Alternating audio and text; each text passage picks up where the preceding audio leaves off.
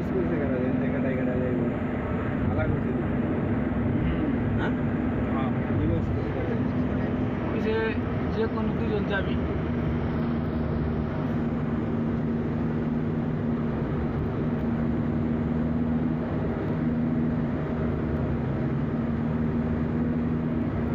বাকি রে ওই জায়গায় দিব মাদ্রাসা দূর লাগে আমরা প্রতিদিনই ফলোর দিই মিস নেই না আমরা আগে থেকে 4 ফলোর না আজকে দেবো 2টা কালকে দেবো 2টা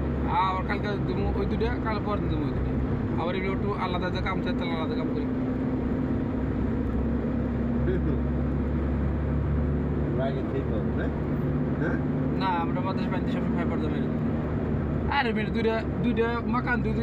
বড় হয়ে গেলে হাইস্ট লাগলে এই 1 ঘন্টা লাগে 1 ঘন্টাও লাগে না শেষ মাদ্রাসায় আছে কত কিছুদিন আগে মাদ্রাসা বড় ভাই পুরো মুইতে দিলে ওমরে যাবে না সুই হ্যাঁ এরা